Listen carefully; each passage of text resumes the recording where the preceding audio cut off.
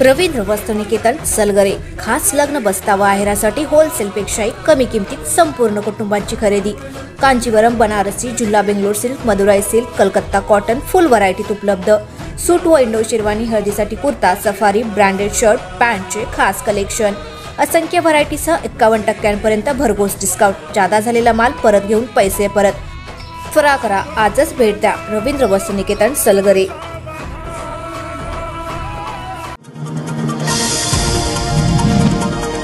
माणसाने अनेक सहकारी संस्था बंद पाडल्या, अनेक कुटुंबांचे संसार उद्ध्वस्त केलेत।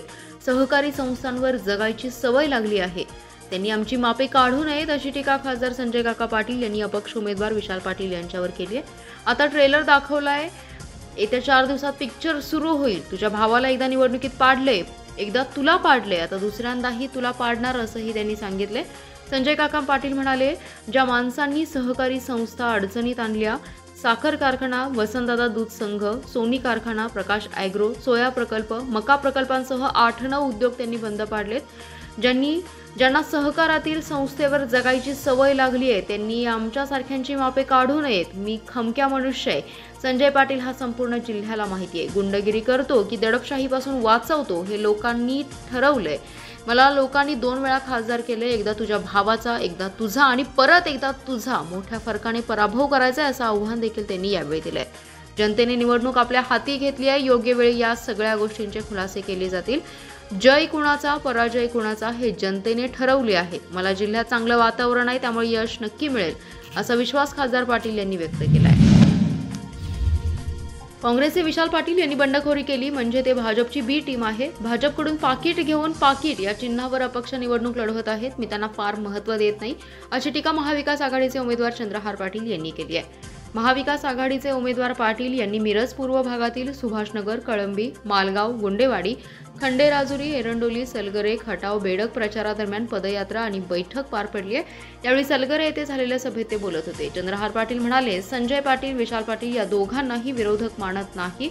त्यांनी कोणता विकास केलाय हे जनतेला माहिती आहे, त्यामुळे जनता माझ्याच पाठीशी आहे। विशाल पाटील त्यांच्या झुंडीमध्ये आहेत। एकेकाळी सांगलीतून काँग्रेसचे तिकीट वाटप केले जायचे, तोच काँग्रेस पक्ष आज तुम्हाला उमेदवारी देत नाही। तुम्हाला 2019 आणि 2024 या दोन्ही पंचवार्षिक निवडणुकीला काँग्रेस पक्षश्रेष्ठींनी उमेदवारी का नाकारली याचं आत्मचिंतन करण्याची गरज आहे।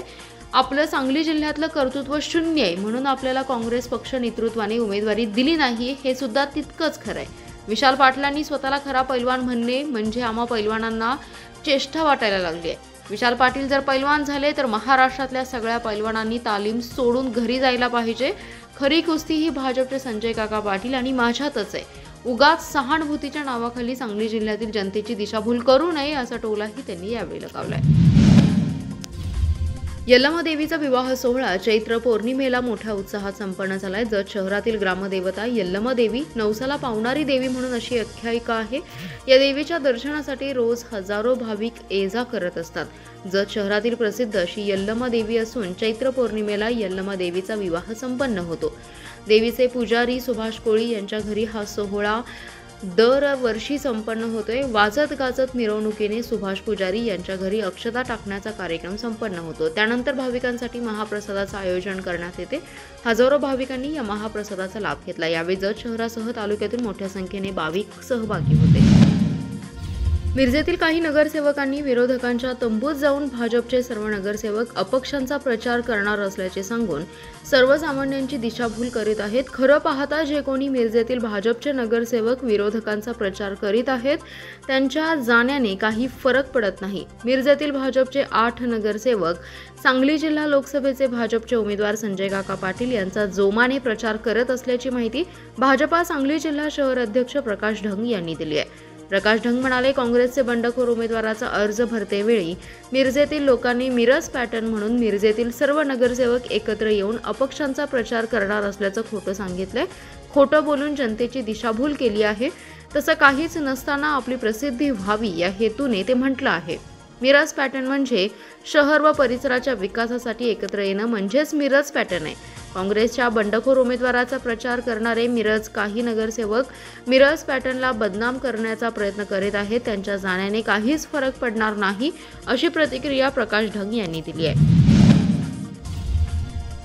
सांगली लोकसभा निवडणुकीत मॅच फिक्सिंगचा प्रयत्न होता. या निवडणुकीतून मी जर माघार घेण्याची चूक केली असती तर सांगली लोकसभा निवडणूक बिनविरोध झाली असती, अशी टीका अपक्ष उमेदवार विशाल पाटील यांनी जत तालुक्यात ठिकठिकाणी झालेल्या जाहीर सभेत केली आहे. जत तालुक्यातील रावळगुंडवाडी, दरीबडजी येथे विशाल पाटील यांच्या प्रचारार्थ सभा झाली. यावेळी बाजार समितीचे सभापती सुजय शिंदे, अप्पाराय बिराजदार, बसवराज बिराजदार, सरपंच बिराप्पा शिंदे आदी कार्यकर्ते सहभागी झाले.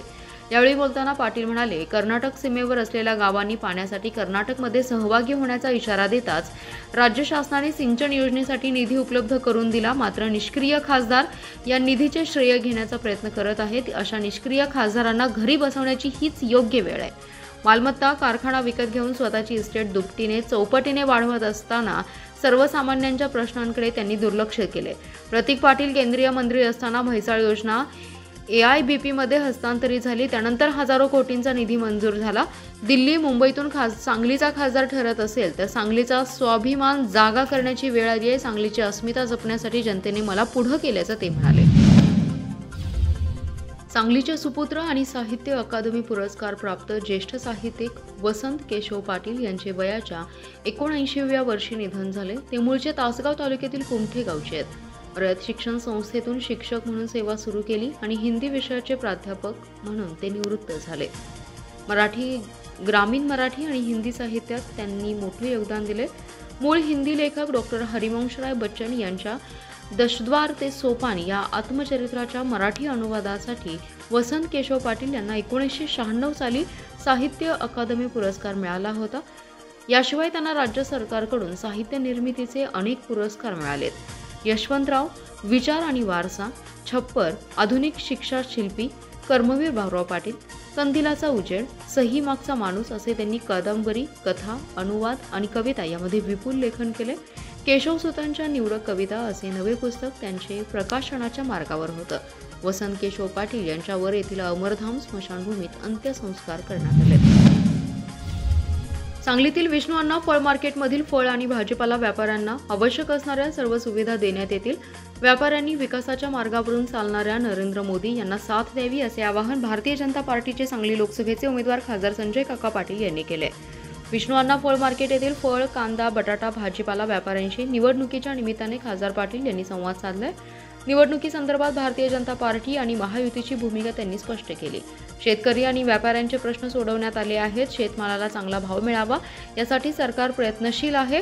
त्यासोबत व्यापार वाढीसाठी सरकारकडून उपाययोजना केल्या जात आहेत. त्यामुळे मागील 10 वर्षात शेतकऱ्यांसह व्यापारी वर्गाला दिलासा मिळालाय. यापुढील काळातही व्यापाऱ्यांचे प्रश्न सोडवण्यासाठी पुढाकार घेतला जाईल. सांगलीतील फळ व्यापाऱ्यांच्यासाठीची आवश्यक असणारे सर्व सुविधा उपलब्ध करून व्यापाऱ्यांना प्रोत्साहन देण्यात येईल असं आश्वासन खासदार पाटील यांनी दिले. यावेळी सुधीर गाडगीळ, शेखर इनामदार, तानाजी सावंत, महेंद्र चंडाळे, पृथ्वीराज पवार, सुनील वाघमोडे, नगरसेविका सविता मदनी यांच्यासह व्यापारी उपस्थित होते. कृष्णातीरी माई घाटावर श्रीराम नवमी निमित्त श्रीरामांच्या भव्य 51 फुटी प्रतिमेसमोर 11,111 दिव्यांच्या नेत्रदीपक रोषणाईचा दीपोत्सव सोहळा, महाआरती आणि आतिषबाजी आणि महेश हिरेमठ आणि कलाकार कोल्हापूर यांचा श्रीराम भजन आणि भक्तिगीत गायन असा भरगच्च कार्यक्रम पार पडलाय. यासाठी श्रीराम भक्तीचा महापूर दिसलाय. पृथ्वीराज पाटील फाउंडेशनच्या वतीने हा कार्यक्रम आयोजित केला होता. सांगलीकरांच्या हस्ते दीप प्रज्वलित करून कृष्णामाईच्या कुशीत दीपार्पण करण्यात आले. 11,111 दीपोत्सवाने कृष्णा काठ उजळून निघाला.